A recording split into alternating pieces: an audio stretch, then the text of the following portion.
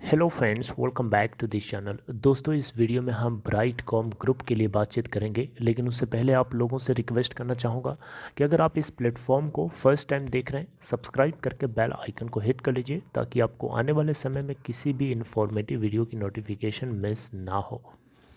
Brightcom group दोस्तों last trading session में 88.25 पे ओपन हुआ। 88.25 से हाई और लो नहीं बनाया, लोअर सर्किट के ऊपर ओपन हुआ। और पिछले अगर आप एक महीने से इसके चार्ट को देखेंगे तो ये आपको गिरता हुआ ही दिखाई देगा।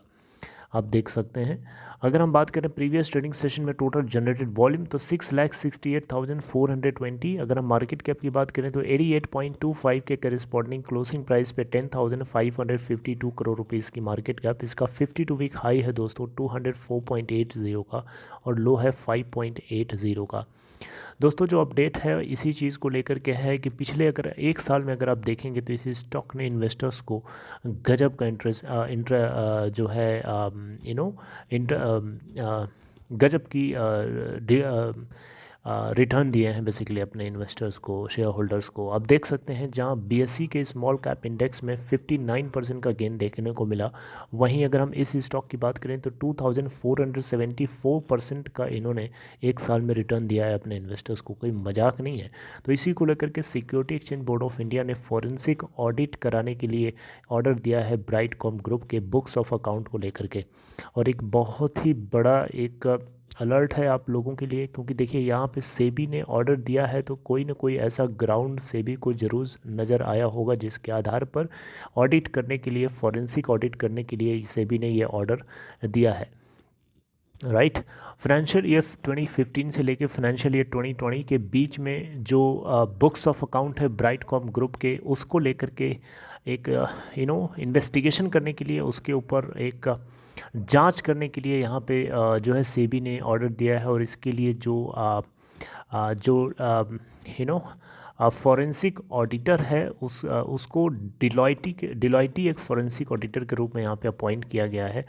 और देखने के लिए कहा है सेबी ने कि किसी भी तरीके की कोई क्या मिस रिप्रेजेंटेशन या मैनिपुलेशन तो नहीं करी गई है books of accounts of Brightcom group, या इसके कोई सब्सिडरीज़ को लेकर के या कंसोलिडेटेड फाइनेंशियल रिप्रेजेंटेशन को लेकर के कोई मिस रिप्रेजेंटेशन करी गई हो, या बिजनेस ऑपरेशंस हो, या रॉन्गफुल डाइवर्जन ऑफ या फिर साइफनिंग ऑफ फंड्स हो। इस तरीके की कोई चीज़ तो नहीं करी गई है। इसको लेकर के डिलॉयटी को जिम्मेदारी दी गई है इसके बुक्स ऑफ अकाउंट को एग्जामिन करने के लिए।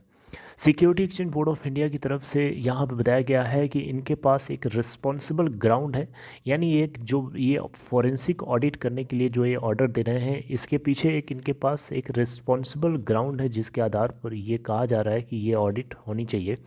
और यहाँ पे सेबी ने ये भी कहा है कि जिस तरीके से फाइनेंशियल इंफॉर्मेशंस का डिस्क्लोजर किया गया है ब्राइटकॉम ग्रुप के द्वारा, ये डेफिनेटली एक बहुत ही बड़ा एक डेट्रीमेंटल है in the interest of investors and as well as to the security market.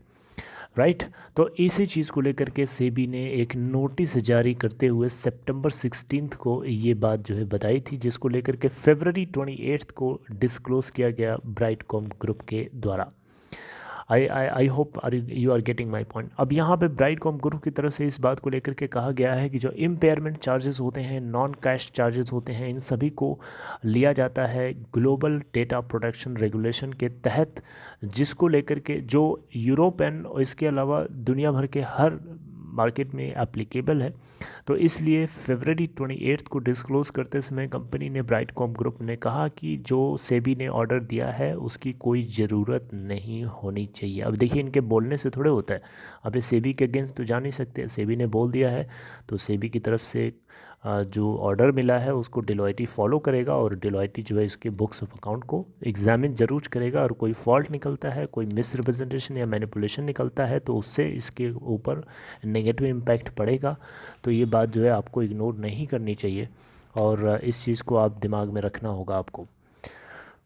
Okay, तो आप ये देख सकते हैं। बाकी इसमें और कोई डेवलपमेंट होगा तो मैं आपको ज़रूर बताऊंगा। आप ये देख सकते हैं इतना बम्पर रिटर्न दिया है इसने अपने इन्वेस्टर्स को पिछले एक साल में, तो ये एक तरीके से डार्लिंग है इन्वेस्टर्स के लिए पिछले एक साल में अगर आप देखें तो ये बहुत ही बड़ा, यही तो एक सबसे बड़ा क्वेश्चन है कि ऐसा कैसे हो गया। तो ये पिछले एक साल में अगर आप देखें तो 1,100,000 रिटेल इन्वेस्टर्स को अपने साथ इसने ऐड किया है। एक बहुत बड़ा नंबर होता है दोस्तों, 1 लाख नए इन्वेस्टर्स को इन्होंने ऐड किया है, एक बहुत बड़ा नंबर होता है, राइट। और इन्होंने 4 बार अपने नाम को बदला है 2008 के आगे बाद से, अगर हम देखें तो 2008 से लेकर के अभी तक 4 बार ये अपने नाम को बदल चुका है, राइट।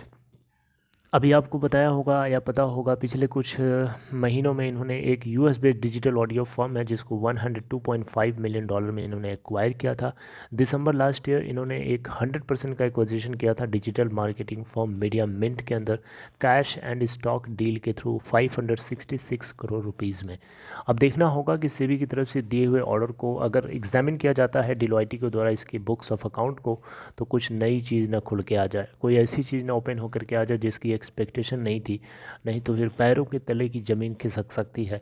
क्योंकि जिस तरीके से इस स्टॉक ने रैली दिखाई है पिछले एक साल में, वो बहुत ही ज़्यादा